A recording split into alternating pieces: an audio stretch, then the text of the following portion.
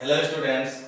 आज class 8 chemistry subject से atoms ions and molecule chapter से जो एटॉमिक स्ट्रक्चर के नाम से जाना जाता है, इस चैप्टर के बारे में हम लोग स्टडी करेंगे। और इस चैप्टर से आपको कई वीडियोस दिए जाएंगे जिसमें कि आपको सबसे पहले एटम के बारे में हम लोग स्टडी करेंगे इस वीडियो में। वैसे सीबीएसई बोर्ड्स के आधार पे आप लोगों को क्लास 8 में केमिस्ट्री सब्जेक्ट से first chapter synthetic fibre and plastic का स्टडी करना है, second metals and non metals का स्टडी करना है, third combustion and fossil fuel, four pollution chapter and five human intervention chapter का स्टडी करना है। और सारे चैप्टर्स में हम लोग एटम्स आयंस मॉलिक्यूल्स की चर्चा कहीं ना कहीं करते हैं, इसलिए सबसे पहले हम इसी चैप्टर का स्टडी करेंगे, एटम्स आयंस मॉलिक्यूल चैप्टर का स्टडी करेंगे। और एक्चुअली ये आईआईटी फाउंडेशन के लिए या मेडिकल के लिए बेसिक फाउंडेशन कोर्स के लिए एटम्स आयंस मॉलिक्यूल चैप्टर बहुत इंपॉर्टेंट चैप्टर है। और जैसे जैसे हम लोग आगे के क्लास में जाएंगे वैसे वैसे एटम्स आयंस मॉलिक्यूल्स के बारे में डिटेल्स में जानकारी लेंगे। Clear? Let us start regarding atom. Atom क्या है? तो सबसे पहले हम लोग मैटर को जान रहे हैं। Anything which has on mass and capability to occupy some space of the universe is known as matter। और ये भी हम लोग जानते हैं the constitution particle of matter क्या है? मैटर बच्चों किस चीज के बने हुए हैं? तो मैटर बने हुए हैं एटम्स, आयंस और मॉलिक्यूल्स के बने हुए हैं। जैसे कुछ एग्जांपल के रूप में हम लेते हैं कॉमन साल्ट। हम लोग टेबल साल्ट के रूप में इडेबल सेंस में हम लोग किस साल्ट का प्रयोग करते हैं? कॉमन साल्ट, जो जिसका फॉर्मूला क्या होता है? NaCl। तो हम लोग नमक खाते हैं, नमक के टुकड़े में क्या सोडियम और क्लोरीन एलिमेंट को देख सकते हैं? तो नहीं देख सकते हैं। हम लोग वाटर इनटेक करते हैं, वाटर पीते हैं, पानी पीते हैं, तो पानी किस चीज का बना हुआ है? H2O मॉलिक्यूल के बने हुए हैं। हम लोग H2O को तो देख नहीं सकते हैं, ना ही हाइड्रोजन ना ही ऑक्सीजन को। उसी तरह हम लोग रिस्पायरेशन प्रोसेस में ऑक्सीजन गैस को इनहेल करते हैं, लेकिन ऑक्सीजन एलिमेंट को तो देख नहीं सकते हैं। कहने का मतलब क्या है कि एटम क्या है? तो एटम इतने छोटे पार्टिकल होते हैं जिसे हम लोग नेक्ड आई से नहीं देख सकते हैं। Atom is so smallest particle that can't be seen by naked eye, can't be cut by knife, does not present in the nature in free state but plays important role in the chemical combination, chemical reaction. Such particle is known as atom. Atom जो शब्द है, ये शब्द actually Greek शब्द atomos का बना हुआ है। एटम किस शब्द का बना हुआ है? तो ये जो शब्द है ग्रीक लेटर का बना हुआ है, यानी ग्रीक भाषा में एटोमोस कहते हैं एटम को। और एटोमोस का जो मीनिंग होता है अनकट, जिसे काटा नहीं जा सकता है। और एटोमोस को इंग्लिश में हम लोग क्या कहते हैं? एटम। और एटम के बारे में डाल्टन नामक साइंटिस्ट ने क्या बोला कि एटम इज इनडिविजिबल पार्टिकल, यानी एटम को ना ही देख सकते हैं ना ही हम उसको कट कर सकते हैं, but plays important role in the chemical reaction. तो आज हम लोग इसी एटम के बारे में चर्चा करते हैं। एटम का शेप कैसा होता है? तो एटम का शेप स्फेरिकल होता है। स्फेरिकल का मतलब गोला होता है। एटम के कितने पार्ट होते हैं? तो एटम के मेन 2 पार्ट होते हैं। एक पार्ट को क्या कहा जाता है? Nucleus, and second part is known as orbits. Orbits को हम लोग सेल्स के नाम से जानते हैं या नहीं तो एनर्जी शेल के नाम से जानते हैं। क्लियर? यानी एटम के कितने पार्ट्स होते हैं? एटम के 2 पार्ट्स। एक पार्ट न्यूक्लियस कहलाया, जो एटम के सेंटर में रहते हैं, बीच में रहते हैं। The central part of an atom is known as nucleus. And nucleus के चारों तरफ सर्किल के बना हुआ डिफिनिट ऑर्बिट्स होते हैं, उस ऑर्बिट्स को हम लोग सेल या एनर्जी सेल के नाम से जानते हैं। क्लियर? एटम के जो कॉन्स्टिट्यूशन पार्टिकल होते हैं कौन कौन से होते हैं कॉन्स्टिट्यूशन पार्टिकल्स एटम के? इलेक्ट्रॉन्स, जिसे सिंबॉलिक ई से रिप्रेजेंट किया जाता है और इसके ऊपर नेगेटिव चार्ज होते हैं। प्रोटॉन्स, जो सिंबॉलिक पी से रिप्रेजेंट किया जाता है और इसके ऊपर पॉजिटिव चार्ज होते हैं, ये पॉजिटिव नेचर के होते हैं। एंड थर्ड पार्टिकल न्यूट्रॉन्स, जिसे सिंबॉलिक स्मॉल एन से रिप्रेजेंट करते हैं और इसके ऊपर कोई चार्ज नहीं होता है। यानी कि एटम जो बने हुए हैं इलेक्ट्रॉन्स, प्रोटॉन्स और न्यूट्रॉन्स के बने हुए हैं और इस पार्टिकल्स को हम लोग क्या कहते हैं? सब एटॉमिक पार्टिकल्स के नाम से जानते हैं। यानी सब एटॉमिक पार्टिकल्स कौन कौन से हैं? तो इलेक्ट्रॉन्स, प्रोटॉन्स और न्यूट्रॉन्स को हम लोग सब एटॉमिक पार्टिकल्स के नाम से जानते हैं। अब ध्यान दीजिएगा कि position of particles, position of सब एटॉमिक पार्टिकल्स, भाई इलेक्ट्रॉन, प्रोटॉन और न्यूट्रॉन्स एटम में कहां रहते हैं? तो न्यूक्लियस में क्या रहते हैं? प्रोटॉन एंड न्यूट्रॉन न्यूक्लियस में रहते हैं और ऑर्बिट्स में क्या रहते हैं? ऑर्बिट में इलेक्ट्रॉन रहते हैं। क्लियर? जिसका स्क्रीनशॉट ले लीजिए, इसको फिर मिटा रहे हैं हम लोग, आगे का स्टडी करेंगे। तो पोजीशन ऑफ सब एटॉमिक पार्टिकल ध्यान में रखना है कि एटम में जो इलेक्ट्रॉन्स, प्रोटॉन और न्यूट्रॉन है वो कहाँ रहते हैं? तो प्रोटॉन और न्यूट्रॉन न्यूक्लियस में रहते हैं और इलेक्ट्रॉन जो है ऑर्बिट में न्यूक्लियस के चारों तरफ डिफरेंट ऑर्बिट में चक्कर लगाते रहते हैं। अब हम लोग स्ट्रक्चर ऑफ एटम का स्टडी करेंगे। तो ये तो जान गए कि एटम के दो पार्ट होते हैं, एक पार्ट न्यूक्लियस कहलाता है और दूसरा पार्ट ऑर्बिट कहलाता है। और एटम का शेप कैसा होता है? Spherical. Central part of an atom is known as nucleus और न्यूक्लियस के बाहर में इस तरह के सर्किल होते हैं। इस सर्किल को क्या बोला जाता है? ऑर्बिट्स। ये क्या कहला है? न्यूक्लियस। और ये क्या कहला है? ऑर्बिट्स या सेल कहलाते हैं। और न्यूक्लियस में कौन कौन से पार्टिकल रहते हैं? तो न्यूक्लियस में बहुत सारे पार्टिकल्स रहते हैं, लेकिन main particles proton and neutron रहते हैं। और इलेक्ट्रॉन न्यूक्लियस के बाहर डिफिनिट ऑर्बिट में न्यूक्लियस का चक्कर लगाते हुए रहते हैं। क्लियर?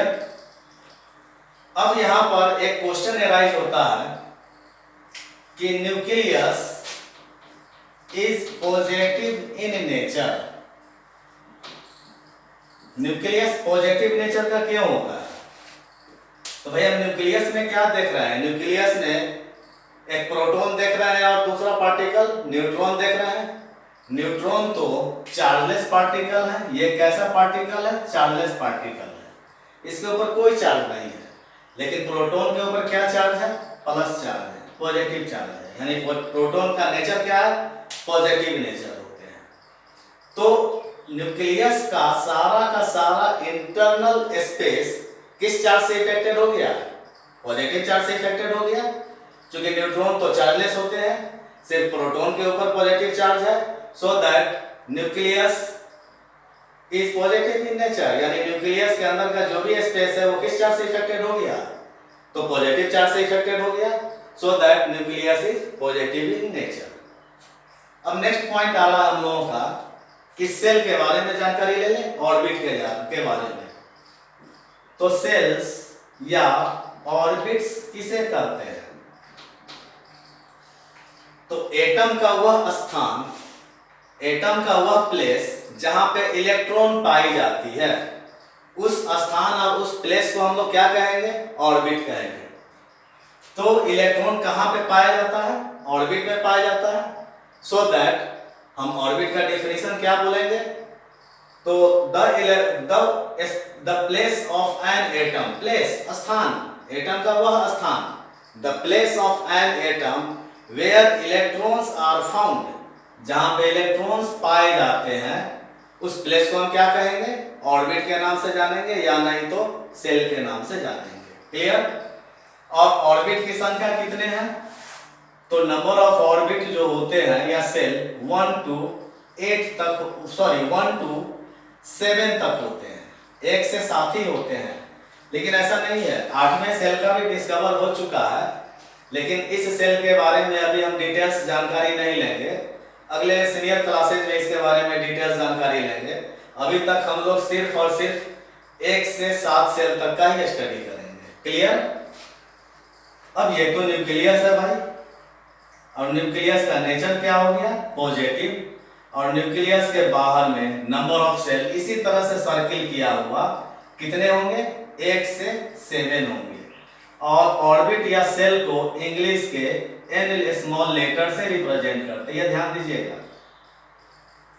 तो नंबर ऑफ सेल की संख्या कितने हैं? 1 to 7। First shell, second shell, third shell, fourth shell, 5, 6 and 7। तो ये सेल कहलाया, और इसको हम स्मॉल n से रिप्रेजेंट करते हैं। This is first shell, second, third, fourth, 5, 6 and 7। Clear?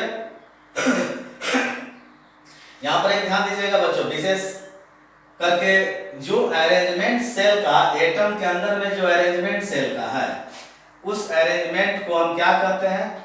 यानी कि द अरेंजमेंट ऑफ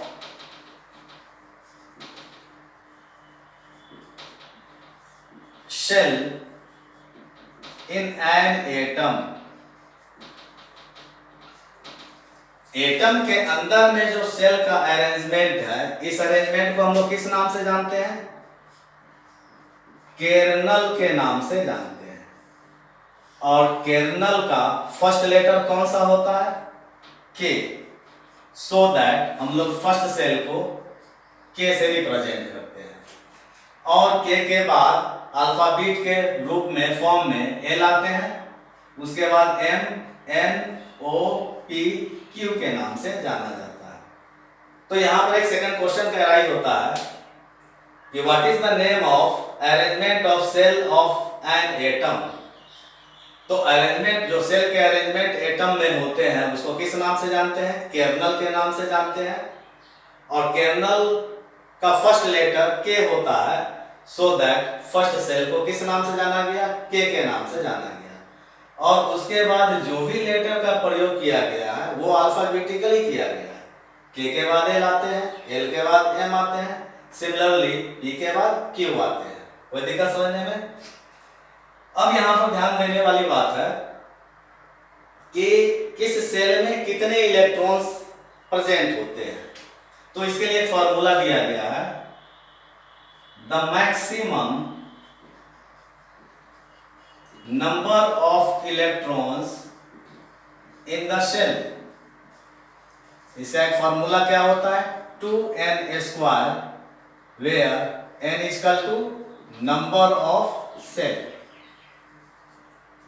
n को क्या बोला गया? Number of shell. अब यहां पर मान लेते हैं फर्स्ट सेल की चर्चा करते हैं, तो maximum number of electrons in the first shell बराबर क्या हो जाएगा? 2 into n किसको रिप्रेजेंट कर रहा है? नंबर ऑफ सेल को। तो नंबर ऑफ सेल के लिए, फर्स्ट के लिए क्या डिजिट आएगा? 1। तो 2 into 1 into 1 equal to 2 electrons. यानी फर्स्ट सेल में कितने इलेक्ट्रॉन रहेंगे? तो फर्स्ट सेल में सिर्फ और सिर्फ 2 इलेक्ट्रॉन्स रहेंगे। क्लियर? अब आ रहे हैं maximum number of electrons in the second shell बराबर 2 into 2 इंटू 2 हो जाएंगे, सेकंड सेल के लिए वैल्यू 2 हो जाएगा, इक्वल टू 8 इलेक्ट्रॉन्स। यानी सेकंड सेल में कितने इलेक्ट्रॉन पाए जाएंगे? तो सेकंड सेल में 1 इलेक्ट्रॉन पाए जाएंगे, 8। Clear? Similarly maximum number of electrons in the third shell के लिए वैल्यू 3 आ रहा है, 2 इंटू 3 इक्वल टू 18 इलेक्ट्रॉन्स। यानी कि तीसरे सेल में मैक्सिमम कितने इलेक्ट्रॉन रह सकते हैं? 18 इलेक्ट्रॉन्स। 18 से कम रह सकते हैं, 18 से ज्यादा नहीं रहेंगे। Last maximum number of electrons in the fourth shell equal to, fourth shell के लिए वैल्यू 4 हो जाएगा, 2 इंटू 4 इक्वल टू 32 इलेक्ट्रॉन्स। यानी कि चौथे सेल में कितने इलेक्ट्रॉन रहेंगे? तो चौथे सेल में 32 इलेक्ट्रॉन रहेंगे। क्लियर? तो फर्स्ट सेल में 2 इलेक्ट्रॉन एक्सिस्ट करेंगे, सेकंड सेल में 8, थर्ड सेल में 18, फोर्थ सेल में 32 इलेक्ट्रॉन्स। लेकिन यहां पर एक चीज और जान जाइए, पांचवें सेल में भी 32 इलेक्ट्रॉन रहेंगे, छठे सेल में भी 32 और सातवें सेल में भी 32 इलेक्ट्रॉन रहेंगे। यानी कि 4 to 7 सेल जो होंगे उसको हम लोग कहेंगे कांस्टेंट सेल के नाम से जानेंगे। क्यों बच्चों? कांस्टेंट सेल इसको क्यों कहेंगे? इसलिए कांस्टेंट कहेंगे क्योंकि 4th to 7th सेल में नंबर ऑफ इलेक्ट्रॉन्स इक्वल आ रहे हैं, 32 आ रहे हैं। एक्चुअली में ये क्यों 32 इलेक्ट्रॉन्स आए? सारे में सेम नंबर इलेक्ट्रॉन्स क्यों आए? जबकि हम देख रहे हैं कि 1, 2, 3 और 4 में नंबर ऑफ इलेक्ट्रॉन्स बढ़ते जा रहे हैं और 4 to 7 सेल कांस्टेंट कर गए। क्यों कांस्टेंट कर गए? अब इसकी चर्चा करते हैं। तो ध्यान देने वाली बात है कि 2n स्क्वायर का यूज हम लोग सिर्फ और सिर्फ first, second, third and fourth shell के लिए ही कर पाएंगे। उसके बाद हम 2n स्क्वायर का प्रयोग अभी नहीं कर पाएंगे। क्यों नहीं कर पाएंगे? अब इसके लिए हम यहाँ पर सेकंड पॉइंट की तरफ हम लोग बढ़ रहे हैं। एक हमारा एक पॉइंट आ रहा है कि भाई एटम में जो इलेक्ट्रॉन्स सेल के अंदर में पाए जाते हैं, एक्चुअली में सेल में भी तो कोई स्थान होंगे, कोई प्लेस होंगे, कोई चीज होंगे जहां पे इलेक्ट्रॉन पाए जाते हैं। पहले हम उसकी चर्चा कर लेते हैं। तो एक पॉइंट आता है बिल्डिंग। बिल्डिंग का मतलब बहुत बड़ा मकान जिसमें कई फ्लैट्स हो सकते हैं, अपार्टमेंट। तो बिल्डिंग के अंदर में क्या आते हैं? फ्लैट्स आते हैं। फ्लैट्स के अंदर में क्या होते हैं? रूम्स होते हैं। और बेटा इसी रूम में तो हम लोग जीवित हैं, हम लोग रह रहे हैं। We alive in this room और we live in this room. Clear? अब देखिए बहुत इंपॉर्टेंट पॉइंट। सिमिलरली एटम भी क्या है? एक बिल्डिंग है और इसके अंदर बहुत सारे फ्लैट्स हैं। फ्लैट्स कौन कहलाए? ये सेल कहलाए। सेल जिसे हम ऑर्बिट्स भी कहते हैं। और इस फ्लैट्स के अंदर में रूम है, यानी सेल के अंदर में क्या है? सब सेल है जिसे हम लोग ऑर्बिटल के भी नाम से जानते हैं। और इसी ऑर्बिटल में electron spine on its axis, अपने ही एक्सिस पे स्पाइन करते हैं। कैसे स्पाइन करते हैं? तो सपोज करो ये एक्सिस है, इलेक्ट्रॉन इसी एक्सिस पे स्पाइन करेगा। कैसे स्पाइन करेगा? आइदर क्लॉकवाइज डायरेक्शन और anti clockwise direction. Clear? Electron जो स्पाइन करेंगे अपने एक्सिस पे, ये एक्सिस हो गया इलेक्ट्रॉन का। सपोज करो ये एक्सिस है और इस एक्सिस पे इलेक्ट्रॉन कैसे स्पाइन करेंगे? तो दो डायरेक्शन में, एक डायरेक्शन क्लॉकवाइज डायरेक्शन और दूसरा एंटी क्लॉकवाइज डायरेक्शन। क्लियर? तो एटम के अंदर में क्या होते हैं? सेल होते हैं। सेल के अंदर में क्या होते हैं? सब सेल या ऑर्बिटल होते हैं। और इसी ऑर्बिटल में इलेक्ट्रॉन स्पाइन कर रहे हैं। किस डायरेक्शन में? तो दो डायरेक्शन में स्पाइन कर रहे हैं। एक डायरेक्शन कैसा है? तो ये एक्सिस है और इसी पे स्पाइन कर रहा है इस डायरेक्शन में। तो ये क्या कहलाएगा? Clockwise direction. और क्लॉकवाइज वाले जो डायरेक्शन वाले इलेक्ट्रॉन होते हैं उसे हम अपर एरो मार्क से रिप्रेजेंट करते हैं। और सेकेंड इलेक्ट्रॉन जो होते हैं वो एंटी क्लॉकवाइज डायरेक्शन में मूव करते हैं। एंटी क्लॉकवाइज डायरेक्शन में मूव करते हैं, जिसे हम बिलो एरो मार्क से रिप्रेजेंट करते हैं। उस इलेक्ट्रॉन को हम लोग बिलो एरो मार्क से रिप्रेजेंट करते हैं। क्लियर?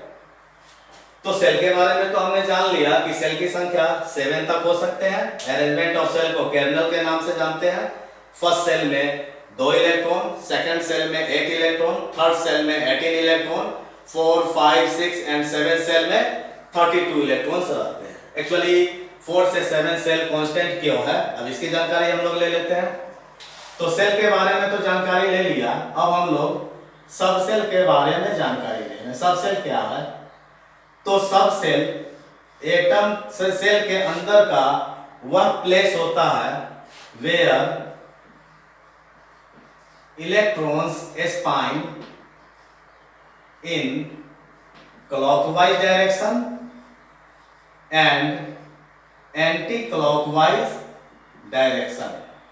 यानी कि एटम के अंदर में जो सेल है उस सेल के अंदर में सब सेल होते हैं और उसी सब सेल में इलेक्ट्रॉन अपने ही एक्सिस पे स्पाइन कर रहे हैं क्लॉकवाइज या नहीं तो एंटी क्लॉकवाइज डायरेक्शन पे। तो सब सेल की संख्या कितने तक डिस्कवर है? तो पहला सब सेल कहलाता है एस सब सेल और इसमें मैक्सिमम इलेक्ट्रॉन्स कितने होते हैं? 2 इलेक्ट्रॉन्स। और दोनों इलेक्ट्रॉन्स एक क्लॉकवाइज डायरेक्शन में और एक एंटी क्लॉकवाइज डायरेक्शन में स्पाइन करते हैं। सेकंड सबसेल का नाम क्या है? पी सबसेल या पी ऑर्बिटल। इसमें मैक्सिमम 6 इलेक्ट्रॉन्स रहते हैं। तो इसमें सब ऑर्बिट कितने हो जाएंगे? एस सबसेल के पास एक सब ऑर्बिट जिसमें 2 इलेक्ट्रॉन। यहां पर जो 2 इलेक्ट्रॉन दिया गया है वो किसको रिप्रेजेंट कर रहा है? तो प्रत्येक सब ऑर्बिट में 1 पेयर इलेक्ट्रॉन्स होते हैं। एक इलेक्ट्रॉन्स क्लॉकवाइज डायरेक्शन के होंगे। ये जो 2 है 2n स्क्वायर में जो 2 आ रहा है ये 2 एक्चुअली में क्या है? ये इलेक्ट्रॉन को रिप्रेजेंट कर रहा है। कितने इलेक्ट्रॉन को? तो 2 इलेक्ट्रॉन को। एक सब ऑर्बिट में कितने इलेक्ट्रॉन रहते हैं? तो 2 इलेक्ट्रॉन रहते हैं, क्लॉकवाइज डायरेक्शन और एक anti clockwise direction. Similar P subshell में 6 इलेक्ट्रॉन होते हैं। तो सब ऑर्बिट कितने हो जाएंगे बेटा? 3 हो जाएंगे, फर्स्ट, सेकेंड एंड थर्ड। तो सारे में एक क्लॉकवाइज डायरेक्शन और एक एंटी क्लॉकवाइज डायरेक्शन वाले इलेक्ट्रॉन्स होंगे। थर्ड डी सबसेल में मैक्सिमम 10 इलेक्ट्रॉन्स होंगे। तो बेटा इसमें कितने सब ऑर्बिट हो जाएंगे? प्रत्येक सब ऑर्बिट में 2 इलेक्ट्रॉन होंगे तो इनमें 10 इलेक्ट्रॉन्स हैं तो 5 सब ऑर्बिट हो जाएंगे ना। 1, 2, 3, 4 एंड 5। सारे सब ऑर्बिट में एक क्लॉकवाइज डायरेक्शन और एक एंटी क्लॉकवाइज डायरेक्शन वाले इलेक्ट्रॉन्स होंगे। लास्ट 4 एफ सबसेल, इसमें 14 इलेक्ट्रॉन्स होते हैं। दैट मीन्स कि इनके पास टोटल सब ऑर्बिट कितने हो जाएंगे? 7, 1, 2, 3, 4, 5, 6 एंड 7। तो प्रत्येक में 2-2 इलेक्ट्रॉन्स होंगे ना। एक clockwise, anticlockwise, clockwise, anticlockwise. तो total number of electrons clockwise और एंटी क्लॉकवाइज में रहेंगे तो टोटल नंबर ऑफ इलेक्ट्रॉन्स कितने हो गए? 14। अब यहां पर देख लीजिए, सारे सबसेल के इलेक्ट्रॉन्स को जोड़ देते हैं तो टोटल नंबर ऑफ इलेक्ट्रॉन्स कितने हो जाएंगे? 32 इलेक्ट्रॉन्स। तो यहां पर ध्यान दीजिए। अब तो सेल के इसी सेल के अंदर में ना सबसेल रहते हैं। तो एस सबसेल, पहले सेल में कौन से सबसेल होते हैं? एस सब सेल। दूसरे में कौन होंगे? एस और पी। तीसरे में एक एक बढ़ते जाएंगे, एस पी डी। चौथे में एस पी डी एफ। क्योंकि अभी तक डिटेल्स 4 ही सबसेल का आया है। एक सबसेल और भी है जिसके बारे में जी सबसेल कहा जाता है। अभी इसके बारे में डिटेल्स जानकारी नहीं मिली है अभी तक। मात्र इसी कारण से 4 सबसेल का ही हम लोग स्टडी करते हैं, एस पी डी और एफ। तो आप ध्यान दे रहे हैं, पहले सेल में एक ही सबसेल एस आ रहे हैं, सेकंड में एस और पी आ रहे हैं, थर्ड में एस पी डी, फोर्थ में एस पी डी और एफ। तो अभी तक तो 4 ही है, तो 5 में भी क्या हो जाएंगे? एस पी डी एफ, 6 में भी S P D F and 7 में भी S P D F. Clear? तो आप ध्यान दीजिएगा, according to formula first shell में 2 इलेक्ट्रॉन्स हैं, तो फर्स्ट सेल में 2 इलेक्ट्रॉन। अब ऐसे एस सब सेल में भी 2 इलेक्ट्रॉन रहते हैं, तो फर्स्ट सेल में सिर्फ एस सब सेल है तो 2 इलेक्ट्रॉन। सेकंड सेल में 8 इलेक्ट्रॉन यानी एस और पी है, 2 electron plus 6 electron. Third shell में 18 इलेक्ट्रॉन, एस पी डी है, 2 6 10, सारे को जोड़ देंगे तो 18 इलेक्ट्रॉन। चौथे, पांचवें, छठे और सातवें सेल में एस पी डी और एफ आ रहे हैं, सारे के इलेक्ट्रॉन्स को जोड़ देंगे तो 32 इलेक्ट्रॉन्स। इसी कारण से ये कांस्टेंट है। क्यों कांस्टेंट है? क्योंकि अभी तक सबसेल की संख्या कितने डिस्कवर्ड है, तो एक्चुअली में जी भी डिस्कवर है लेकिन इसके बारे में डिटेल्स नहीं मिला है, तो सिर्फ और सिर्फ इसकी चर्चा करेंगे, only 4 subshell S P D और एफ के बारे में चर्चा करेंगे। क्लियर? तो यहाँ पे एक छोटा सा डिटेल्स आपका स्ट्रक्चर बनाया गया है कंप्लीट एटम का। तो एटम के बीच में न्यूक्लियस है, न्यूक्लियस के बाहर में नंबर ऑफ सेल की संख्या कितने हैं? 7 आ रहे हैं। अब प्रत्येक सेल में, फर्स्ट सेल में 2 इलेक्ट्रॉन, सेकंड सेल में 8, थर्ड सेल में 18, फोर्थ सेल में 32, 5, 6 और 7 में भी 32 इलेक्ट्रॉन्स हैं। अब थोड़ा सा इधर ध्यान दे दीजिए। सपोज कीजिए कि इस सब सेल में 2 इलेक्ट्रॉन्स है, सब ऑर्बिट में भी 2 इलेक्ट्रॉन है, पी सब सेल में 6 इलेक्ट्रॉन है, सब ऑर्बिट में भी 6 इलेक्ट्रॉन है। तो कितने इलेक्ट्रॉन का मार्जिन हुआ?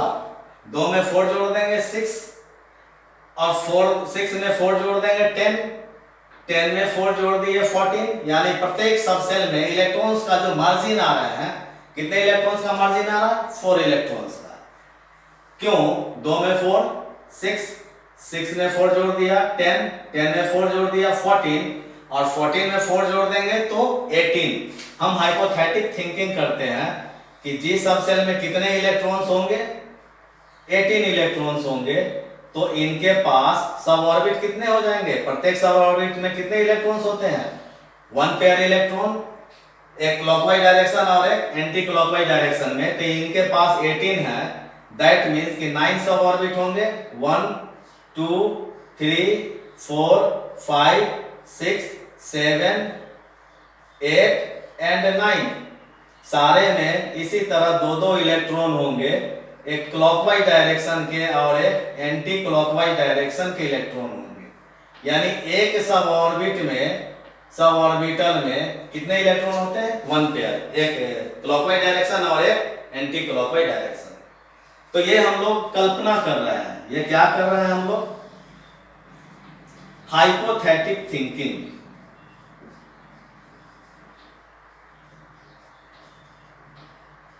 कल्पना कर रहे हैं। क्या कल्पना कर रहे हैं? जो अगला जी सबसेल होगा उसमें नंबर ऑफ इलेक्ट्रॉन्स कितने होंगे? 18 इलेक्ट्रॉन होंगे। सब ऑर्बिट कितने हो जाएंगे? 9।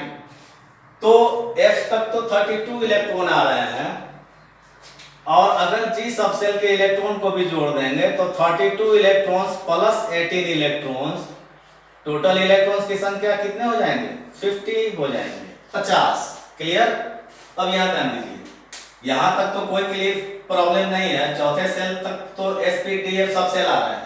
जो नया सबसेल का क्लियरेंस मिलेगा वो किस सेल में चले जाएंगे? 5वें सेल में, यानी एसपीडीएफ। तो 5वें सेल में नंबर ऑफ इलेक्ट्रॉन्स कितने हो जाएंगे? 15। अब ऐसे भी इस रूल्स के आधार पे हम स्टडी करेंगे तो 5वें सेल में नंबर ऑफ इलेक्ट्रॉन कितने हो जाएंगे? तो 2 × 5 × 5 = 50 इलेक्ट्रॉन्स हो जाएंगे। लेकिन अभी तक ऐसा नहीं है, और ये आपको डिटेल्स एटम के बारे में कंसेप्ट बताई गई है, एटम के स्ट्रक्चर के बारे में। क्या कंसेप्ट है? तो एटम के दो पार्ट, एक पार्ट न्यूक्लियस होते हैं, सेकंड पार्ट ऑर्बिट्स या नहीं तो सेल के नाम से जानते हैं। और न्यूक्लियस के अंदर में प्रोटॉन्स और न्यूट्रॉन्स होते हैं, सेल में इलेक्ट्रॉन्स होते हैं जो न्यूक्लियस के चारों तरफ डिफिनिट ऑर्बिट में चक्कर लगाते रहते हैं। न्यूक्लियस पॉजिटिव नेचर का होता है due to presence of protons. अब यहाँ पर एक पॉइंट और आ रहा है कि भाई न्यूक्लियॉन्स किसे कहते हैं? न्यूक्लियॉन्स, तो न्यूक्लियॉन्स कहते हैं प्रोटॉन्स एंड न्यूट्रॉन्स को ही न्यूक्लियॉन्स कहते हैं। The protons and neutrons present in nucleus is regarding as nucleons. तो यहाँ पर कई क्वेश्चन का निर्माण होता है और आपसे पूछे जाते हैं कि न्यूक्लियस का पोजीशन एटम में कहाँ है? तो एटम में न्यूक्लियस सेंटर में होते हैं। न्यूक्लियस के अंदर में कौन कौन से पार्टिकल्स होते हैं? तो बहुत सारे पार्टिकल्स होते हैं, लेकिन फंडामेंटल पार्टिकल्स यानी कि सब एटॉमिक पार्टिकल्स कौन कौन से होते हैं? प्रोटॉन्स और न्यूट्रॉन्स होते हैं। नंबर ऑफ सेल की संख्या कितने होते हैं? 7 होते हैं। और अरेंजमेंट ऑफ सेल को किस नाम से जानते हैं? केर्नल के नाम से जानते हैं। और केर्नल का फर्स्ट लेटर के होता है, इसलिए पहले से 7वें सेल तक को KLMNOPQ अल्फाबेटिकली अरेंज किया गया है। मैक्सिमम नंबर ऑफ इलेक्ट्रॉन्स को कैलकुलेट करने का क्या फॉर्मूला होता है? 2n²। नंबर ऑफ सबसेल कितने आते हैं? अभी तक 4 सबसेल का डिटेल्स जानकारी मिला है। तो S सबसेल को किस नाम से जानते हैं? S सबसेल को शार्प के नाम से जानते हैं। P सबसेल को प्रिंसिपल के नाम से जानते हैं। D सबसेल को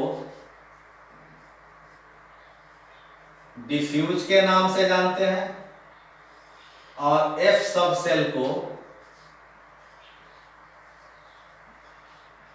फंडामेंटल के नाम से जानते हैं। ध्यान रखिएगा, ये सब बहुत टिपिकल पॉइंट है और ये सब पॉइंट का जानकारी रखना जरूरी है, बराबर कंपटीशन में पूछ देते हैं। S सबसेल को S शार्प के नाम से जानते हैं, P को प्रिंसिपल के नाम से जानते हैं, D को डिफ्यूज के नाम से और F को फंडामेंटल के नाम से जानते हैं। S सबसेल में मैक्सिमम 2 इलेक्ट्रॉन रहते हैं, P में 6 इलेक्ट्रॉन, D में 10 इलेक्ट्रॉन और F में 14 इलेक्ट्रॉन। देखो ये जो सबसेल में जो नंबर ऑफ इलेक्ट्रॉन्स बताई गई है उतने ही इलेक्ट्रॉन्स रहेंगे, उससे ज्यादा नहीं रहेंगे। कम रह सकते हैं लेकिन ज्यादा नहीं रहेंगे। तो आज के लिए इतना ही। नेक्स्ट वीडियो में हम लोग रासायनिक विन्यास, how to write electronic configuration, इसके बारे में हम लोग चर्चा करेंगे। आप तब तक इसका स्क्रीनशॉट ले लीजिए। Thank you.